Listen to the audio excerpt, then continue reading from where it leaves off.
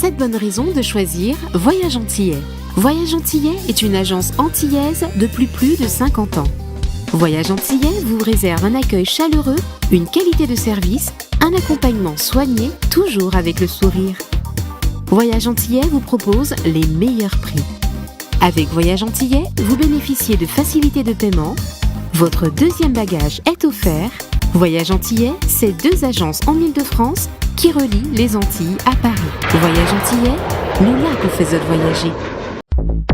Guadeloupe, actualité. La fête de la musique bat déjà son plein dans les EHPAD de Guadeloupe. Chaque année, le conseil départemental tente d'offrir à nos aînés un spectacle à domicile. Le reste en images.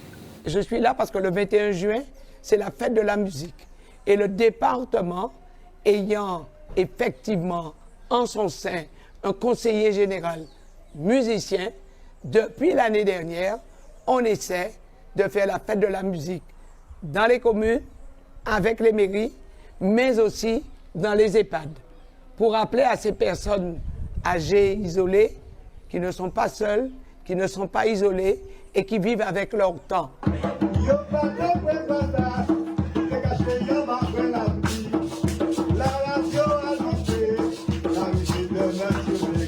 Vous ne le savez pas, c'est qu'il y a un résident, le premier qui a chanté. Il a chanté plusieurs chants. C'est un monsieur, lorsqu'il est rentré ici, il bégayait. Et là, le voir chanter, et la succession des mots, il n'y a pas de coupure, mais je me dis, c'est un miracle. Hein. Bon, on voit tout ce que ça peut leur apporter comme bien-être. Et l'émulation que ça entraîne aussi d'avoir des gens de l'extérieur qui viennent. Bon, ils sont habitués entre eux, mais de voir arriver d'autres personnes, eh ben, ça produit ce qu'on voit là maintenant et on est vraiment agréablement surpris. Le concept de cette web radio Souvenirs d'antan est venu d'un constat.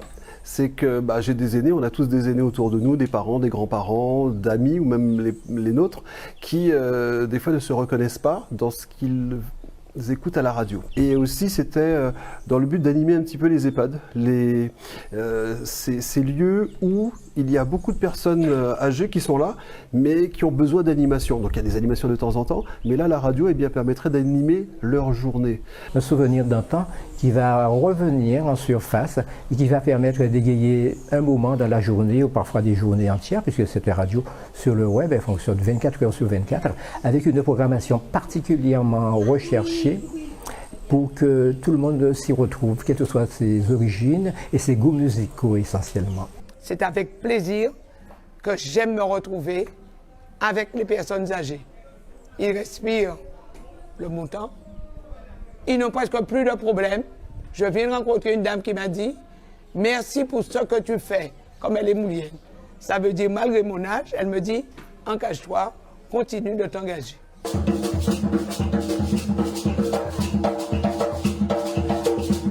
Quand on voit le bonheur chez nos aînés, chez les grands-mamans, les grands-papas, quand on voit ce plaisir qu'ils ressentent à écouter cette musique, on se dit que c'est aussi ça notre mission. Et puis nous pourrions pas ça, Jean-Nous film, c'est important, moi, d'être là, des baillots l'amour. Je dis là, c'est eux, demain peut-être c'est que moi qui est là, et ça fait un plaisir, qu'il y ait une petite distraction, un petit moment comme ça, moi, en journée à moi. Et on part maintenant sur le front social avec cette mobilisation des agents de la crèche Bambigou à Gourbert. Ces derniers dénoncent les retards réguliers de paiement des salaires. Regardez. Crèche à Gourbert, là, c'est une situation qui a duré depuis longtemps, un bon temps. Ça a fait que les camarades, trop souvent, ils sont dans des situations là, ils ont dit pas ni l'argent pour payer, ou bien là, ils payent par morceau. Ça, c'est le problème principal là. Mais derrière ça, ni on l'eau problème, à l'organisation, à respect même à les instances. C'est la nuit. Mais là, c'est comme la mettre en mouvement parce qu'il ne veut pas continuer à supporter le fait que chaque fois qu'il travaille, il va dire que pas ni l'argent, attendre, l'argent parti morceau, c'est pas un petit qui vit à Bayou. On le vit très mal parce que c'est récurrent et ça fait au moins 2 ans qu'on vit cette situation, tous les 2 mois qu'on n'a pas de salaire ou les salaires sont en retard, donc voilà. Et donc le personnel s'en plaît et que franchement on n'en peut plus. On peut bien attendre qu'une association ait des difficultés. C'est une entreprise, une difficulté. C'est sûr, dans ce secteur-là, ça, tout n'est pas facile. Ça, c'est une. Mais deuxièmement, là, vous voyez la direction qui a dit qu'il y a un dialogue. premier but quand on dialogue, c'est respecter les instances. Ici, dans le CSE, combien de fois, M. Jacques convoqué CSE là dans des réunions qui sont obligatoires? Bon, j'ai failli. Non, là, il y a un délit d'entrave. Pas vrai. Pas de direction là, mais en fait, c'est l'employeur qui a un délit d'entrave. Donc, instaurons un dialogue. Ce n'est pas là qu'on rencontre un camarade dans un couloir pour dire, hop, en disant, ouais, on a un problème. Ce n'est pas ça le dialogue. Le dialogue, c'est passer par les instances, parce qu'il y a un niveau, pour dire que mes situations là, qu'il y a une difficulté, c'est vrai ou c'est pas vrai, mais moi, au cas où devant. Et ça qu'a fait à donc, ça n'a pas fait ici. Les parents ne sont même pas informés, c'est nous, lorsqu'ils arrivent au parking, qu'on leur informe, mais la direction même n'a rien dit aux parents. Ils ne se sont pas excusés, rien du tout. Ils sont remontés, surtout qu'ils payent la crèche, ils payent leur cotisation tous les mois. Ça peut effectivement avoir des petits retards, mais pas tant que ça qui empêche le dysfonctionnement de la structure. Donc, mais ils nous soutiennent, au moins ils nous soutiennent parce qu'ils nous comprennent et qu'ils savent bien que ce n'est pas de notre ressort, que c'est le ressort des patrons, des présidents, donc voilà. Donc ils savent très bien que ce n'est pas le personnel en question. Et notez que la colère gronde en ce moment chez les postiers de Guadeloupe avec l'organisation des élections et notamment les distributions de plis électoraux. Ces derniers font face à une surcharge de travail qui n'est pas suffisamment prise en compte par leur employeur qui propose de tabler sur des heures supplémentaires. Une proposition insuffisante pour les syndicats qui sont conviés à une rencontre ce lundi et ils alertent qu'en cas d'échec des négociations, eh bien, il n'y aura pas de distribution pour les élections. Et on part maintenant pour cette conférence débat autour de la qualité de vie au travail organisée par l'UNSA Police. Un échange ouvert aux forces de l'ordre mais aussi aux autres corps de métier représentés dans le syndicat. À noter, j'aime bien le répéter, que le stress, on s'en méfie pas beaucoup, mais ça tue. Regardez. Le thème de la conférence, c'est l'introduction à la qualité de vie au travail et également au bien-être et au plein-être. Elle est transversale, c'est-à-dire qu'elle ne s'adresse pas qu'à des policiers. Les personnes présentes à cette conférence, nous avons des représentants d'autres sections de l'UNSA, donc de l'éducation, d'autres secteurs, voilà, qui sont également concernés par le mal-être au travail, par des problèmes qui sont engendrés par le mal-être, donc les dépressions et également par le suicide. Ce que je vais aborder ce matin, c'est voir la qualité de vie au travail d'un point de vue juridique, parce qu'il existe des textes de loi qui encadrent cette dimension-là, parce qu'on se rend compte que beaucoup de personnes ne savent pas qu'ils ont des lois pour les protéger. On va voir que aussi bien l'employeur que le salarié va avoir des obligations. Et là où on va aller, ça va être le cœur de mon intervention, c'est comment mettre en place le bien-être et le plein-être d'un point de vue du capital humain. Donc on va plus rentrer dans l'humain plus que dans le fonctionnel. L'idée d'organisation de cette conférence, c'est de donner les outils aux salariés afin justement de pouvoir conjuguer le stress et en même temps le bien-être, c'est-à-dire de déverser la tendance, de ne pas être forcément stressé parce qu'il existe plusieurs formes de stress, mais voilà, de pouvoir se dire je vais au travail, je sais que je vais être stressé, mais il faut que ça passe. C'est quelque chose qui devient une nécessité parce qu'il y a de plus en plus de stress, il y a de plus en plus d'obligations, il y a de plus en plus, je vais dire, de charges, on va dire, sociales et économiques qui impactent les salariés et en face, eux, ils ne sont pas équipés, on va dire, ils ne sont pas suffisamment informés pour mieux comprendre comment aussi se protéger et être plus performants tout en étant serein dans l'entreprise. Et ça s'apprend, il y a des outils, il y a des techniques. Il faudrait s'interroger à savoir si effectivement stresser au travail est une fatalité ou pas.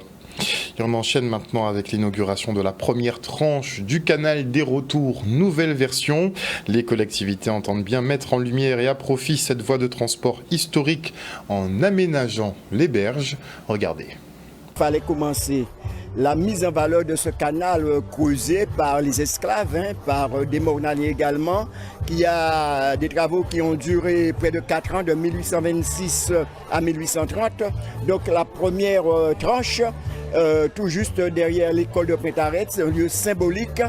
Donc nous voulons mettre en valeur les berges de ce canal, mais c'est un lieu aussi de réunion, un lieu de détente, afin que les Mornaniens puissent venir respirer l'air pur, l'air de la biodiversité. Mornalo, c'est une commune de grande biodiversité, vous le savez, et ce canal Ce canal qui est un symbole de Morne-à-l'Eau, le symbole de ce que fut Morne-à-l'Eau dans le temps, parce que les producteurs de canne pouvaient porter la canne jusqu'à Pointe-à-Pitre par ce biais-là, puisque ce canal aussi débouche sur le grand cul-de-sac marin.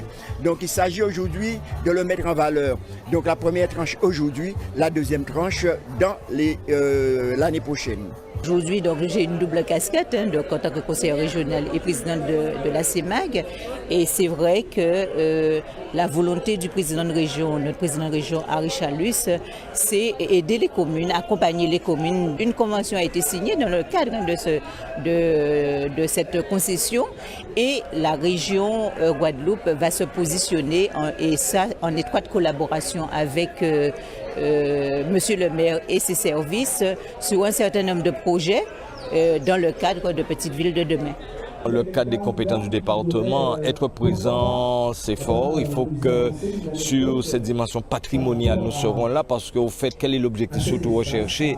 C'est que le Mornalien, voire le Guadeloupéen, s'approprie cet espace qui est le canal des Rotos. Déjà, nous n'avons pas de traces de ce canal. Qu'est-ce qui a marqué l'histoire de ce canal? Qu'est-ce qui a fait de ce canal que l'esclavage, que l'usine Blanchette, que le transport du sucre voit le jour? C'est bien entendu après que les esclaves, nos ancêtres, ont travaillé dans ce canal.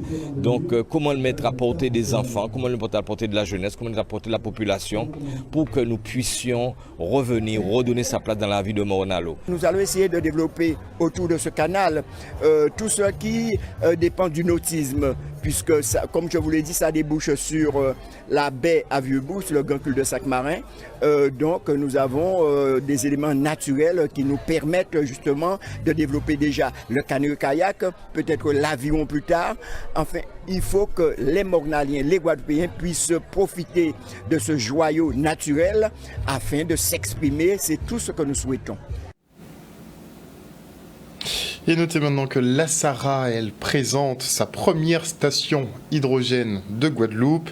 Issue du projet Jarry, cet équipement de production et de distribution permet la recharge des véhicules propulsés à l'hydrogène. Regardez. Nous présentons donc cette station hydrogène qui a été construite et installée l'an dernier et nous fêtons donc le premier anniversaire du fonctionnement de cette station. Nous sommes dans le cadre de la transition énergétique et de ce fait il nous faut mettre en place les éléments pour accompagner cette transition énergétique. Nous sommes, Sarah, des fournisseurs d'énergie depuis 55 ans et à ce titre il était normal que nous puissions mettre un pas dans la transition énergétique au travers de l'hydrogène. Il s'agit d'une station de production et de distribution d'hydrogène, donc qui autoproduit son hydrogène via électrolyse de l'eau. C'est une station pilote donc qui permet donc non seulement de recharger les usages mobilité, mais également donc de prouver que le modèle fonctionne. Il y a un besoin qui existe et justement alors on est dans l'histoire de l'œuf et la poule. Est-ce qu'on met en place la logistique pour répondre à un besoin qui se fait pressant ou est-ce qu'on attend que le besoin s'affirme pour pouvoir créer les conditions de répondre à ce besoin? Nous nous positionnons plutôt en amont, c'est-à-dire que nous installons, nous créons et nous construisons des équipements de ce type pour pouvoir derrière nous positionner et répondre aux besoins qui va venir forcément en croissant.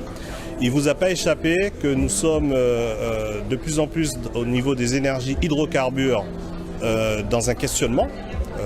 Il y a des réglementations très prégnantes qui limitent les émissions de gaz à effet de serre et l'hydrogène a pour vertu de justement limiter, réduire fortement les émissions de gaz à effet de serre. La solution hydrogène est une solution qui permet de se substituer à l'électricité là où elle ne peut pas en tout cas, donc avec des temps de recharge beaucoup plus courts que l'électrique.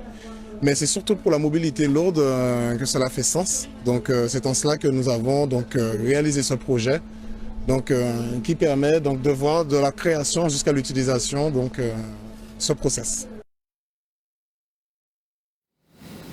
On part maintenant pour le nouveau vernissage du mur du Cinestar des Abîmes et c'est l'artiste Opar qui vient d'Hexagone qui a eu le loisir de performer. Le reste en images.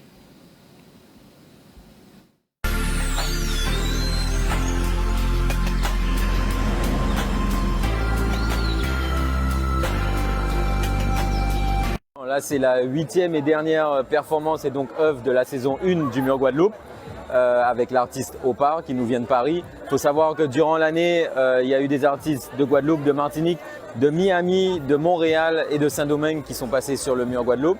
L'année prochaine, on annonce 10 artistes, donc il faut rester connecté. Le premier artiste commencera au mois de septembre et ensuite on va enchaîner un artiste par mois pendant 10 mois. Alors c'est pas uniquement des graffeurs, il y a des graffeurs mais c'est aussi des street artistes, des muralistes. Enfin en tout cas c'est des artistes qui ont l'habitude de peindre dans la rue et de peindre des murs assez grands parce qu'il faut pouvoir peindre 3,75 m de haut sur 6 mètres de long en 4 jours. Donc il faut avoir une certaine expérience malgré tout et être un artiste professionnel parce que l'objectif est aussi de professionnaliser les artistes de Guadeloupe qui veulent participer et qui envoient leur candidature car c'est maintenant sous forme de candidature et chaque mois pour l'année prochaine, enfin pour la saison 24-25, le mur est repeint, enfin même depuis le début, le concept c'est ça. Alors la pièce qui est derrière, l'œuvre c'est Amina, c'est son titre, c'est le prénom de la personne que j'ai photographiée au Cameroun, à Douala. Et c'est une personne, en fait, tous les gens que je rencontre à travers le monde, que je prends en photo, je les fais voyager à travers mon art.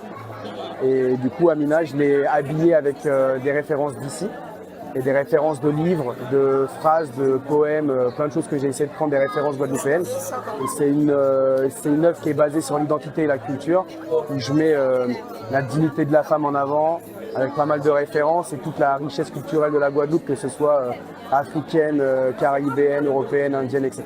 Opar, il faut savoir que c'est un artiste que j'ai rencontré il y a à peu près 7 ans. J'adore son travail depuis un moment. C'est un artiste qui est monté très haut. Il a vendu une œuvre dans une vente aux enchères au profit d'enfants malades à Kylian Mbappé d'un très haut montant. Donc c'est quelqu'un qui aujourd'hui est passé à vraiment un autre stade. C'est quelqu'un que j'admire beaucoup, que je connaissais un tout petit peu. Mais là, j'ai des frissons. J'ai passé un moment extraordinaire. C'est quelqu'un de très humain, très dans le partage. En fait, la manière dont je fonctionne à chaque mur, c'est que je ne prévois jamais de maquette à l'avance. J'aime bien m'imprégner de l'endroit où je suis. Et en fait, j'ai un stock, parce que je suis assez passionné de photos en parallèle. Et du coup, j'ai un stock de photos que je réalise dans tous mes voyages. Et en fait, en fonction du lieu où je suis, j'adapte les gens et leurs histoires au lieu où je suis. Donc en fait, c'était assez simple pour moi après de choisir dans mes stocks d'images l'histoire que j'allais raconter avec cette œuvre. Un reportage signé Grégory Laps. Et on part maintenant pour la présentation de la 3e édition du Grand Prix cycliste de la Saint-Jean. Une conférence de presse concernant le Grand Prix de la Saint-Jean dont nous mettons en place la 3e édition cette année.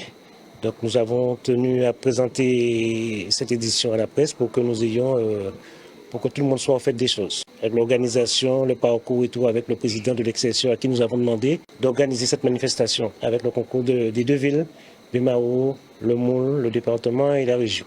La compétition est lancée. C'est donc maintenant plusieurs mois de travail pour arriver à ce jour. Très belle manifestation en vue. Les moyens en tout cas ont été mis par les 2 collectivités. Nous aurons, je l'espère, une très très belle compétition sportive entre le Moule et Bemao. Madame le maire, vous savez tous, c'est une demoiselle Moulia, c'est la nièce de Dado, donc elle a baigné dans le cyclisme. Et le fait que nous ayons le même saint patron, la Saint-Jean-Baptiste, ça lui est sorti de la tête pour se dire que bon voilà, on pourrait organiser une course entre les 2 villes qui fêtent leur saint patron le même jour, le Moule et Bemao. Le lien a été tissé, la prise de contact a été faite avec les 2 directions des affaires sportives. Et là encore, c'est drôle parce que ce sont 2 directrices, Mme Jacobin pour Bemao, Mme Grenier pour le Moule. À croire que cette course de la Saint-Jean est une affaire de femmes et menée de maître, enfin de maîtresse du coup. Et c'est un moment assez important pour nous qui nous a permis de sortir du dire et passer dans le faire et pouvoir travailler ensemble les deux collectivités. Nous voyons que c'est un franc succès parce que vu la présentation tout à l'heure là par le président Geoffroy disant qu'il y a plus de 105 coureurs inscrits, ça veut dire que ça monte crescendo année en année et avec des invités cette fois-ci, les coureurs de la Guyane et un club de la Martinique. Donc c'est quelque chose qu'on doit pérenniser. Force est de constater qu'ils sont au rendez-vous, ils sont là. Donc ça promet et ça promettra un très beau tour de la Guadeloupe et ça permettra à toute la Guadeloupe de compter sur ses enfants, sur ses coureurs pour défendre le titre qu'a gagné Benjamin Leni l'an dernier. Et avant de se quitter, on parle musique et cinéma. Et à cet effet, je reçois Peggy Nanette, directeur artistique de la Blue Melody School. Bonsoir Peggy. Bonsoir Harold et bonsoir à tous les téléspectateurs de Canal 10. Alors, vous revenez effectivement avec une nouvelle opération, à savoir le ciné-concert expérience. Qu'est-ce que c'est ? C'est encore, comme ça le dit, une expérience à la Blue Melody School. C'est vrai que ça fait 16 saisons maintenant que Blue Melody School est là. L'année dernière, on a eu une belle restitution avec la comédie musicale Oh My Soul, qui mélangeait les images à l'histoire de la gospel music et ce qui se passait sur scène. Cette année, on a décidé de se challenger, voilà. On va faire les choses différemment. On a donc tourné 2 films avec les élèves de l'école, les adultes et les enfants. 2 films, Les Enfants de l'Espoir et Our Lives Matter, Nos Vies Comptent. Et donc, nos spectateurs vont pouvoir profiter donc de la diffusion de ces films, ponctués de gospel music. Pourquoi ? Parce qu'en fait, nous on aime les challenges premièrement. Nous on est une école de chant gospel, on travaille la voix, mais la voix c'est pas que la voix chantée, c'est aussi la voix parlée. Et puis il est vrai que nos élèves, l'idée de nos cours aussi, c'est de travailler sur l'estime de soi, la confiance en soi. Et c'est vrai qu'avec l'image, il y a beaucoup de choses qui passent. On va chercher les émotions, on permet aux élèves en tout cas de révéler le talent qui est enfoui à l'intérieur d'eux. Donc ça a suscité une excitation auprès de tout le monde. Tout le monde y a mis la main, j'ai envie de dire, à la pâte. Et voilà, ça donne un résultat, toujours autour de la gospel music, mais 2 belles histoires. Alors, en plus des projections cinématographiques, il y aura des représentations ? Absolument, oui, parce qu'on est une école de chant gospel, on a quand même des chorales gospel, c'est quand même pas mal de ponctuer tout ça avec de la gospel music. Donc oui, Blessing, le chœur des jeunes, Karu Carol Gospel Singers, les enfants, et Karu Junior, et Karu Carol Gospel Singers, les adultes. Donc entre ces séances, entre les 2 et après, on aura du chant gospel en live, comme on sait le faire. Est-ce qu'il y a de plus en plus de jeunes qui adhèrent ? Alors, il y a de plus en plus de jeunes qui adhèrent, il y a de plus en plus de parents qui incitent leurs enfants à venir nous rejoindre à Blue Melody School parce que, tu le sais déjà, nous on est vraiment une école de la vie, au-delà de la musique même. C'est aussi une école de la vie. Voilà, c'est aussi une école de la vie. On parle de valeurs constamment, on parle d'émotions et c'est vrai que on travaille, comme je l'ai dit, beaucoup sur l'estime de soi et la confiance en soi. Et c'est vrai qu'on a toute une génération qui se retrouve un peu bousculée avec les émotions, on ne sait pas trop où placer tout ça. Et c'est qu'à travers le chant, à travers les exercices que l'on fait, et puis à travers les projets, mais ça leur permet de se révéler, de vivre de belles expériences, et puis de se préparer aussi à vivre des choses hors de la Guadeloupe d'ailleurs. Donc tu l'as dit, la sélection de films n'est pas anodine, tu parles de valeurs. Quelles seraient les valeurs cardinales à la Blue Melody School ? Alors, en fait, on prend le temps de s'aimer, ça c'est la première chose. L'amour ? Ah oui, l'amour, ça c'est sûr. L'amour, la foi, ça c'est quelque chose, ça fait partie de notre ADN. On ne dissocie surtout pas la gospel music pour nous de Mais est-ce qu'on arrive à définir foi. l'amour ? J'aime bien poser cette question puisque on avance dans le temps, on utilise de plus en plus ce terme. Il est peut-être un peu trop galvaudé maintenant, peut-être qu'il ne veut plus rien dire. Mais nous on le vit cet amour vraiment avec les élèves. En plus c'est même pas une blague, c'est une réalité. On vit cet amour, cette proximité. Voilà, au-delà du chant. On fête les anniversaires ensemble, on passe du temps ensemble, on se réconforte, on est autour les uns les autres lors des différentes épreuves que l'on traverse. Donc non, c'est une vraie famille en fait cette histoire. Et c'est pour ça que c'est intéressant avec les jeunes parce que les jeunes vivent de belles expériences. D'ailleurs, rapidement pour le dire, cette saison, on est parti avec nos jeunes de Blessing à Washington et à New York pour leur permettre de vivre aussi. Ah, vous les faites voyager aussi ? Ah oui, ça fait partie du truc quand même. Partir chanter aux États-Unis, rencontrer d'autres personnes de la gospel music et puis surtout être ambassadeur de sa culture là-bas, revenir enrichi et voilà, ça donne des gens qui sont épanouis et heureux de vivre la gospel music. Vous produisez aussi des clips ? Oui, alors là, ça arrive. Alors là, c'est surtout un bel extrait c'est un extrait du film parce que forcément, on retrouve du gospel dans ces films. Très rapidement, pour pitcher un petit peu ces 2 histoires. Les Enfants de l'Espoir, le synopsis, c'est quoi ? C'est un club d'enfants qui s'appelle Le Sommet. Ils décident de se retrouver de toute urgence dans la cabane du club. Pourquoi ? Parce qu'il faut absolument agir. Le monde des adultes part en cacahuète. Ils perdent leurs valeurs. Ils n'arrivent plus. Ils sont tout le temps aigris. Ils n'arrivent plus à sourire. Ils n'arrivent plus à s'aimer. Et donc, les enfants décident de monter un petit des complots pour pouvoir agir et réveiller le monde des adultes. Alors ça, c'est Les Enfants de l'Espoir. Our Lives Matter, c'est plutôt une comédie dramatique, on va dire, parce que là, c'est l'histoire de Nathan qui est très très proche de sa maman et surtout de sa grand-mère, et surtout qu'il a une grand-mère qui est un peu particulière parce que chaque fois qu'elle lui raconte des histoires, dans sa tête à lui, Nathan, ça prend forme en histoire, en musique, en image, voilà. Donc il imagine les choses et il entend les sons, il imagine les chants. Et donc là, sa grand-mère a vraiment envie de lui dire des choses très importantes sur la vie. Et ben voilà, ces scènes prennent forme dans sa tête. Je n'irai pas plus loin pour ne pas spoiler, mais c'est vrai que là, on a touché avec ce film vraiment plusieurs thématiques, à mon avis, qui vont parler à beaucoup de personnes. Vraiment. Quand les Guadeloupéens pourront apprécier effectivement ces deux projections dès le spectacle dès demain soir et aussi dimanche au Ciné-Théâtre de Lamentin. Alors exclusivement au Ciné-Théâtre de Lamentin pour l'instant. Autant vous dire, on se parle bien, on n'a rien à cacher à Canal 10, on le sait très bien. Nous, on s'est embarqué dans cette histoire, c'était un vrai challenge. C'est une autoprod, on l'a fait avec nos propres moyens, avec nos propres soutiens. Mais tu es passé du clip quand même au film déjà. Oui, on est parti dans une belle aventure et on ne sait pas jusqu'où ça ira cette histoire, mais en tout cas on vient avec le cœur. Et donc La foi et l'espoir, c'est l'un des titres qui est extrait du film Our Lives Matter. Voilà. Merci beaucoup Peggy Nanette avec un grand plaisir d'être venue sur ce plateau. Et puis rendez-vous demain soir au Ciné-Théâtre de Lamentin ou encore dimanche, il y a 2 séances, une à 16h et une à 20h. Voilà, chers téléspectateurs, nous sommes arrivés au terme de ce journal et je vous propose de se quitter sur un extrait effectivement. Donc quel extrait choisi ? La foi et l'espoir. Une bonne soirée à vous sur Canal 10.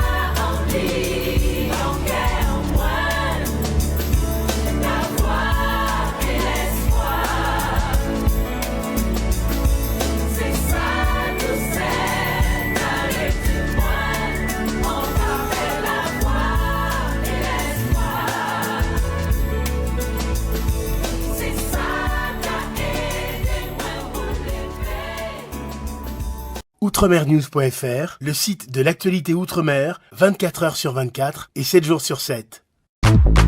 Retrouvez la chaîne Outremer News sur YouTube.